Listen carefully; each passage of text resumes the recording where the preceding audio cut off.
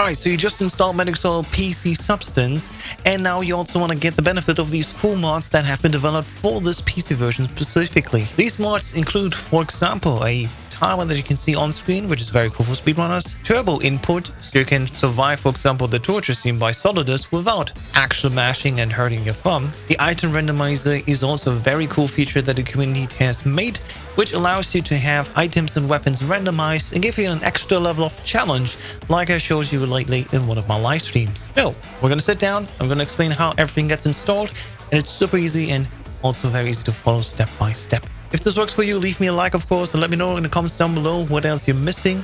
Maybe there's something else I can help you install. And of course, let's get started. Alright, we're back in the folder where I just installed 𝐸𝐻 2 PC Substance.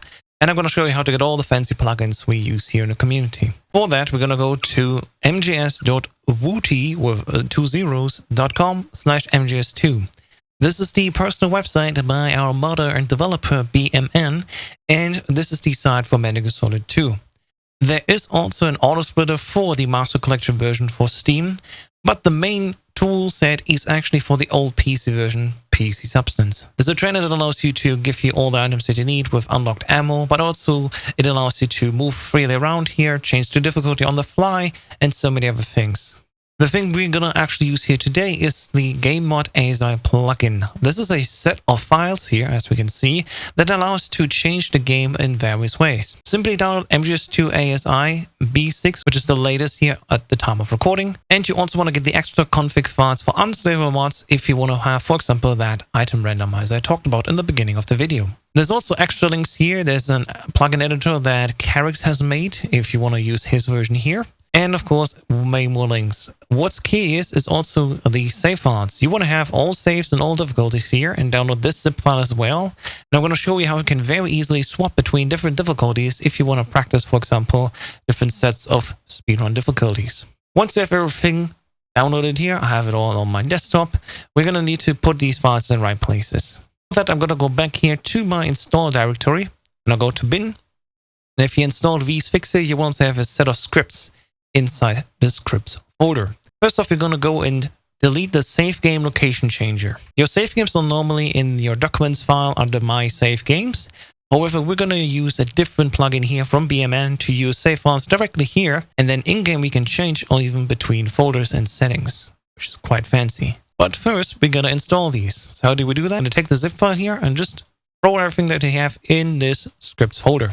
Now, this mgs2.asi is the main set of plugins and settings, but the config files actually are giving you more access and controls over these mods, because all of these mods are actually turned off, and only if they're turned on via these files here, then they're active. I'm going to give you a set of files that you can use to get started. These are basically my favorite things.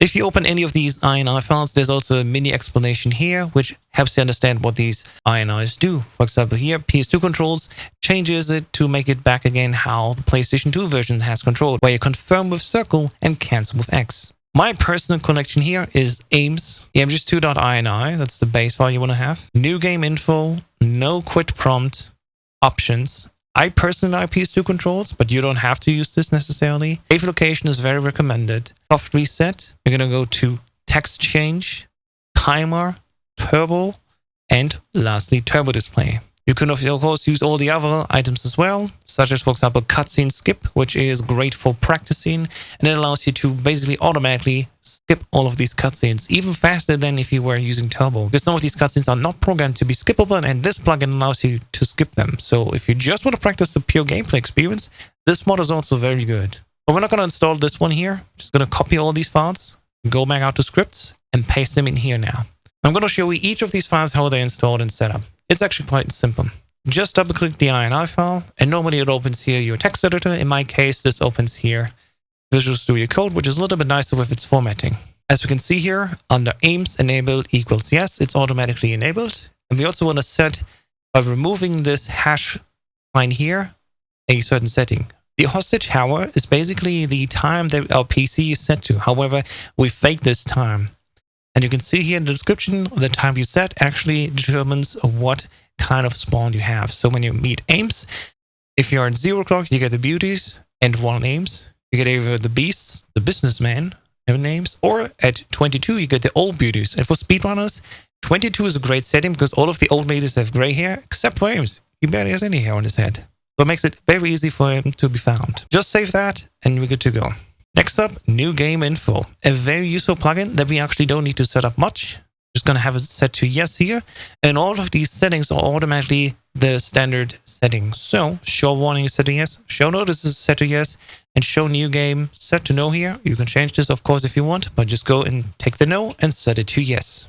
And other than that, you can leave it as is. You can also change these settings, but this is already the most basic that you have here. And this is the setting that I personally use as well. No quit prompt, super easy. Basically, when you escape or Alt F4 the game, there's no more prompt to actually confirm.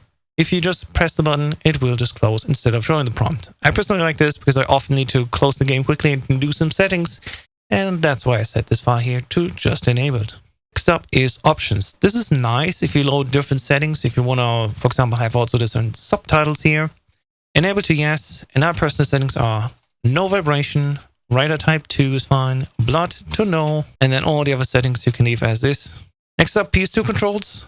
Just set it to enabled yes, and then you're good to go. And every confirm you will now need to do with circle, and every cancel needs to be done with X. However, not many people like it. They maybe have played only the HD version. If you want to have the same thing as the HD version, you don't want this to be active. Now, if you want to just deactivate a plugin, you can go and take this INR file and just delete it, and then it's basically turned inactive.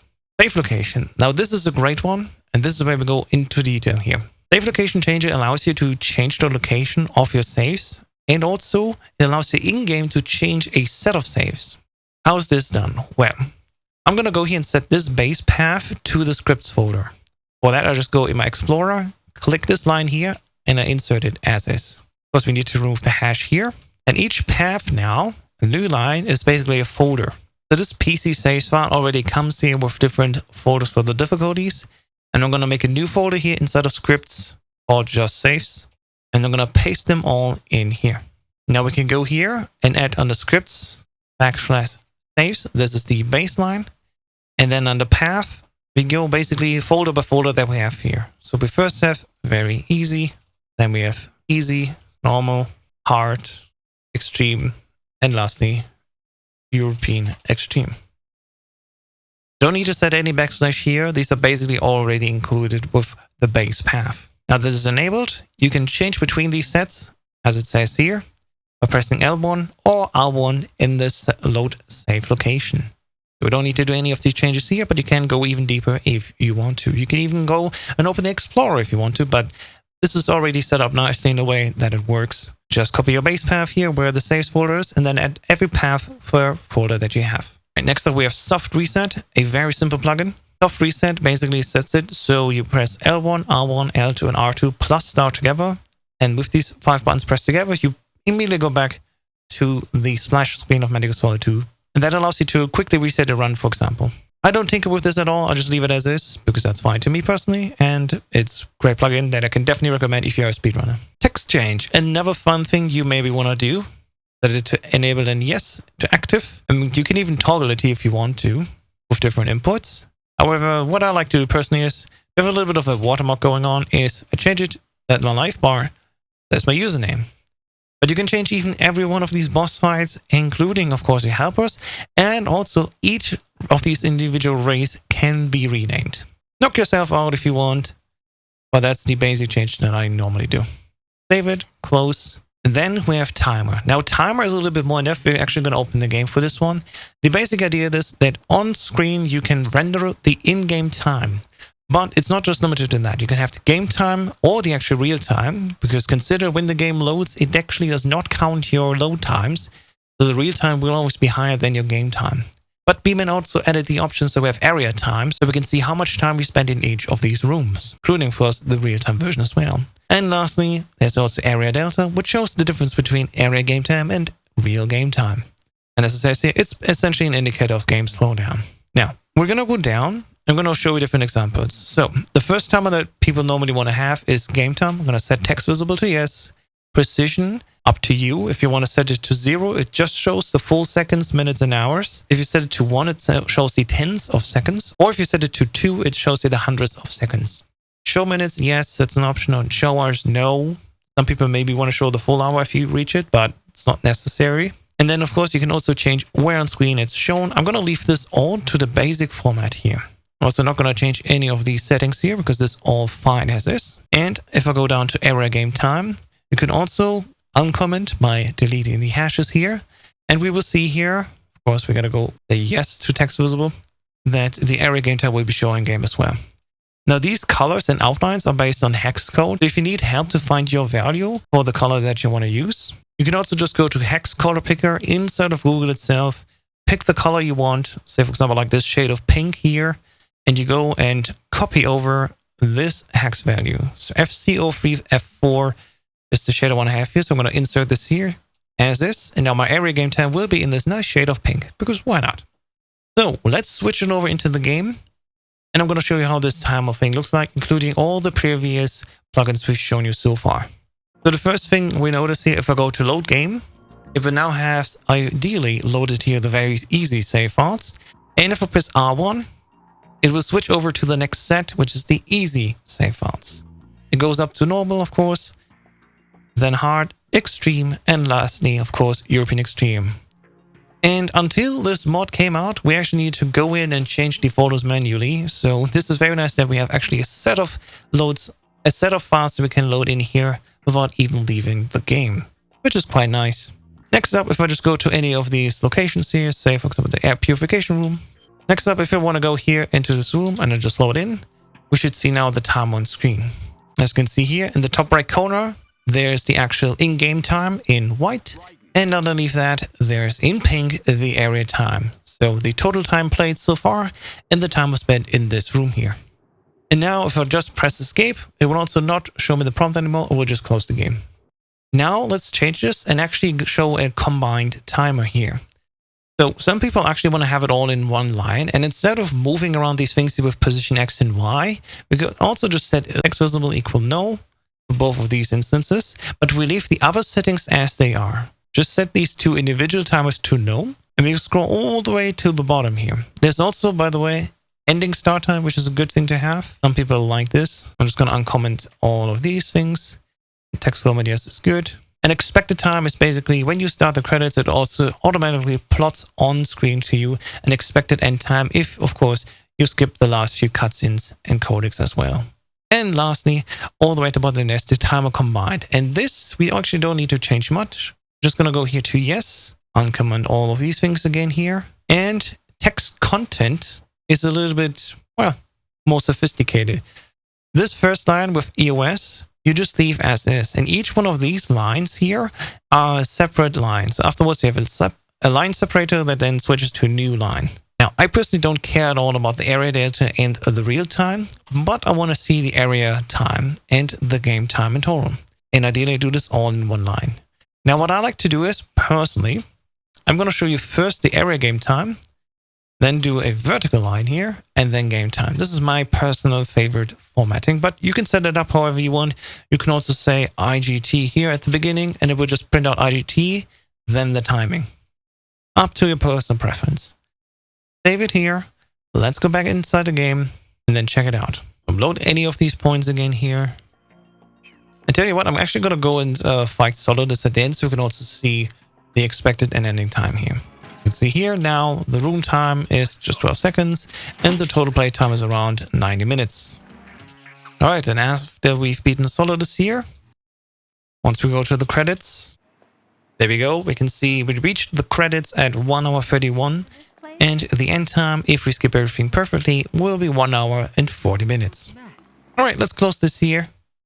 As you've seen, the color value has changed here. The combined timer will once again just reference this color settings here. But as I said here, it doesn't hurt if the other settings are not commented out. If they're set to no, they're just not shown.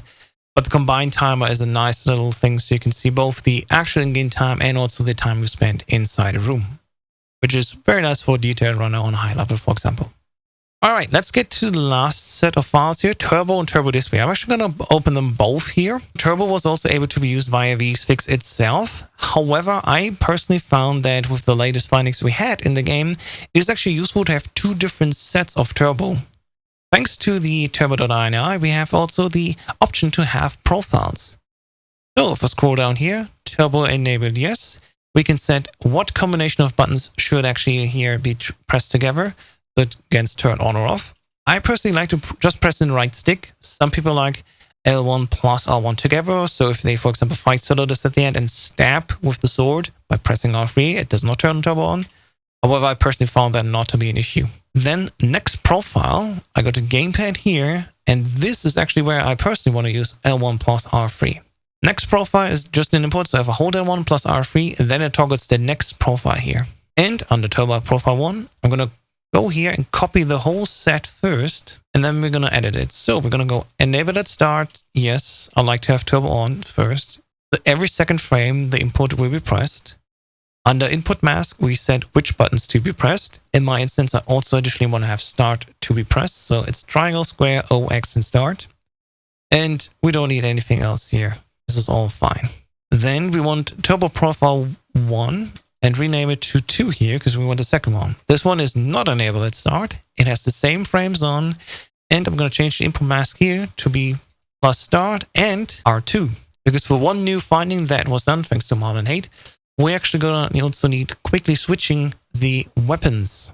So I'm going to have profile set 2 here like this, and I can switch to this whenever needed in a specific situation in the speedrun. Now this does not show you on screen, for example, or show you with sound how turbo is on or off. The state is not visible for you in this file. For that, there's turbo display. Now, turbo display actually helps here. There's different things you can do, and there's also different sounds you can play here, which are preset, or even your own files if you want. There are certain IDs here, like a Dreamcast sound, a Tony Hawk sound, an advanced sound that you can use, or you can provide your own sound file as a .wav or WAV file.